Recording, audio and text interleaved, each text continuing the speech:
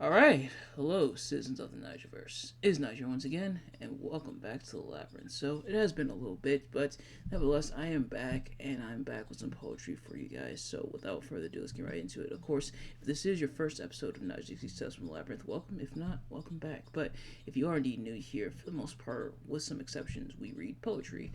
We read and analyze poetry, so I have some poems written here by myself, as you can see, but then and others written by other poets. So, without further ado, let's get right into it, and let's really break down and analyze these poems. And I think, and I know I say this every time, but I usually mean it, but especially with this one, I think you're really going to enjoy these ones. But without further ado, let's get right into it. And sorry for my I'm sorry if I sound a little stuffy. Maybe my throat a little scratchy. He is currently allergy season, and they are not messing around with my sinuses and stuff like that. At either that or hopefully I'm not, but either that or I might be coming down with something. But hopefully it's just the allergies. But without further ado, let's get right into it. So this first one is called Fresh Air. So many things swirling around in my head, too much space, a heavy mental burden. I just need some fresh air, a desperate release, a sense of freedom, so that I might feel better. And I know, I'm sure plenty of you have been there before where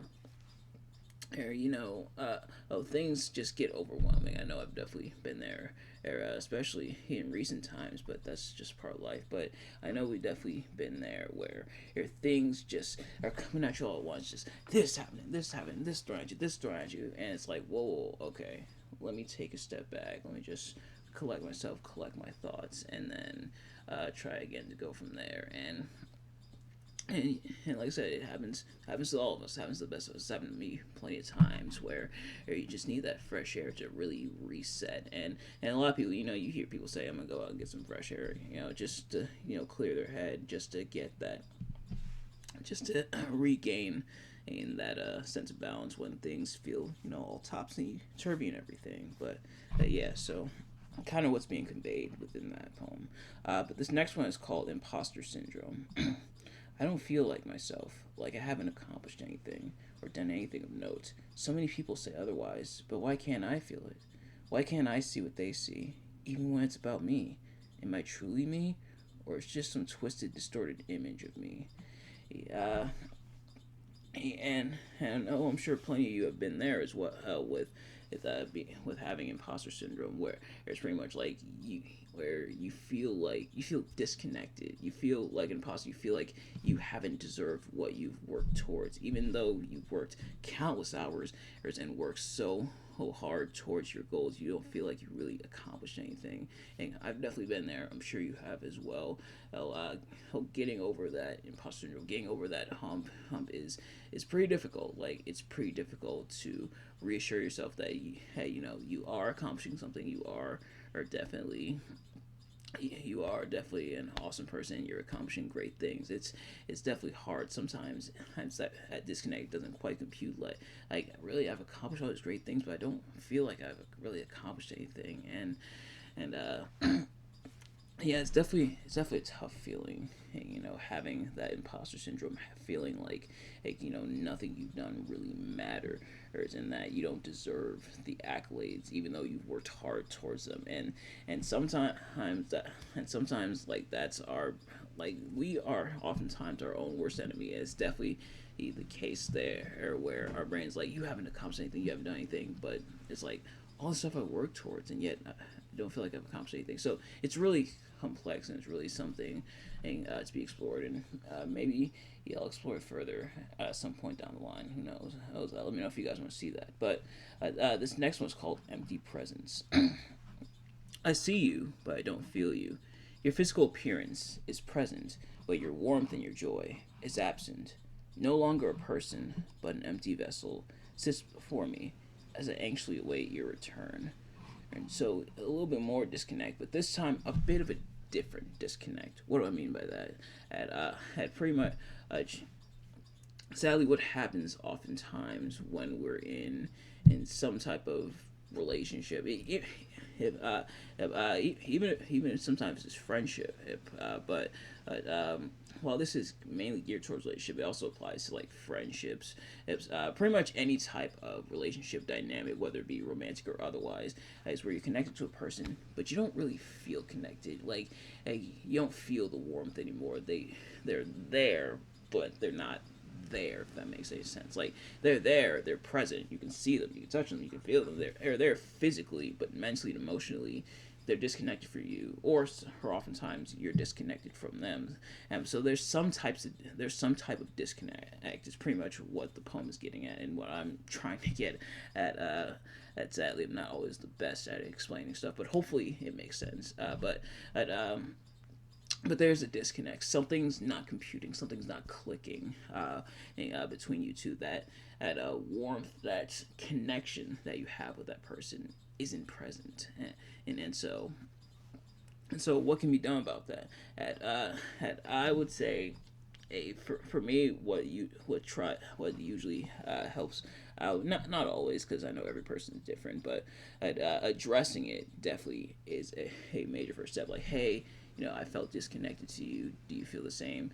And that is, admittedly, that is kind of a topic for another time, but it can be also difficult because they might not feel the disconnect. They might not feel like there is a disconnect. So when you bring up a disconnect, they're like, well, what the hell? Why is there a disconnect? Are you feeling a disconnect? I'm not feeling it. I think so, but that's also why communication is key in any relationship, whether it be relationship, like a romantic relationship, friendship, what have you. That's why communication is key, so that they know what you're going through, you know what they're going through, and you can work towards it. But again, that's a talk for another time, because but all kinds of stuff of. We can say it for another time, not because I don't feel like explaining it, but because it'd probably take too long. But nevertheless, this next one is called Confession. This is by Countee, Cullen. If for a day joy masters me, think not my wounds are healed. Far deeper than the scars you see, I keep the roots concealed. They shall bear her blossoms with the fall. I have their word for this, who tend my roots with grains of gall and sons of prejudice. So, what does this mean? How does this tie into confession? How is Countee exploring the confession here? Here, kind of what I'm getting out of this, and of course, let me know what your interpretation of this is in the comments when it comes to any of these poems, of course. But at this part, think not my wounds are healed. So going back to that disconnect that we explored in the previous poem, or or is that the exact word I want to use? Yeah. Going back to that disconnect, or far deeper than the scars you see, I keep the roots concealed. Well, he tries to hide it, suppress it. Why does he try to hide it or suppress it? It perhaps not to cause conflict, perhaps not to open up old wounds, but with his confession, like laying it all out there. These are the things that are in my heart, so I'm putting it out there. And this part as well. They shall bear blossoms with the fall. I have the word for this, who tend my roots with rains of gall and sons of prejudice. So this part stems from racism, and seems to point towards racism, I should see, or the concept of racism. Not that Countee being racist, but obviously addressing racism, because it's very prevalent issue still within our society, and even back then it was. Tend the roots with rains of gall and southern prejudice, feeling oppressed. So the confession of his heart is that he's feeling oppressed. He's feeling, I think, this oppression, and it also ties back to the scars you see. He keep the roots concealed. As I accidentally smacked my mic there. Sorry, Mr. Mike. But so quite a bit going on. But using kind of the imagery of the roots and the sun. And of course, was a plant need? It needs the sun. It needs water within the roots. The roots is planted in the ground to help it grow. But what happens when you have a son of prejudice? Is what flowers are you producing when your sources of growth are negative? And I think that's the main thing being explored there. Quite a bit is crammed in such a small space, but that's kind of what I'm getting out of it. Let me know what you guys are getting out of it. But this last one is called Spring Cleaning, and this is by Dixon.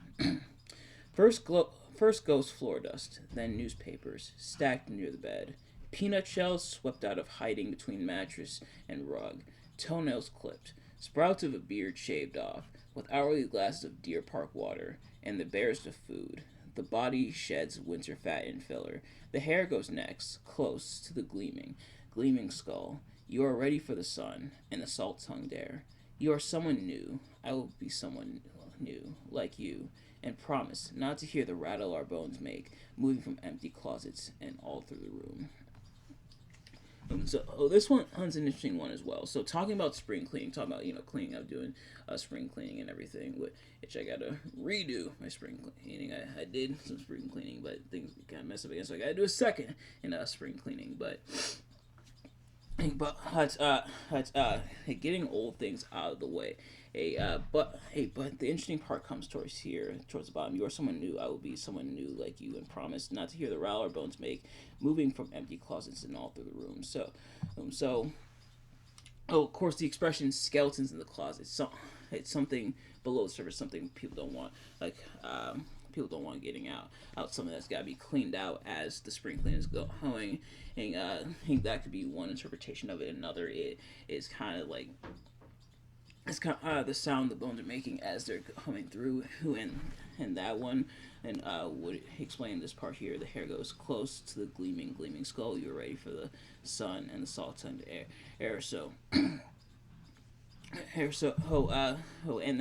And also the part without a glass of Deer Park water and the bear's food, the body sheds winter fat and filler. So, taking things from the winter time, pushing out of the way. It's spring cleaning. You take your stuff from the winter, you put your stuff away from the winter, like your coat and your jackets and stuff like that, because the weather's warming up, and moving through. So, quite a few interpretations here. So very interesting poem. This is why I love poetry, because there's a lot of different things thrown at you, but the way you interpret them, even if it's not the same as someone else's interpretation of there's a few different ways to interpret them. There's some literal aspects of spring cleaning, but perhaps some metaphorical aspects, perhaps getting some skeletons out of the closet and moving the skeletons out of the way of the closet. Definitely interesting there, I think. But nevertheless, that's going to do it for this episode. Thank you all so much for watching. I hope you enjoyed. If you did, please do me a favor: like, comment, subscribe, share with your friends, and turn on post notifications so you know every time I upload a video, you can see the drops. And let me know in the comments what your thoughts on this episode. These poems, my analysis. Do you agree, disagree? Do you like these poems? And what is your analysis of them in the comments below? But thank you all so much for watching, and I will see you guys later. Peace.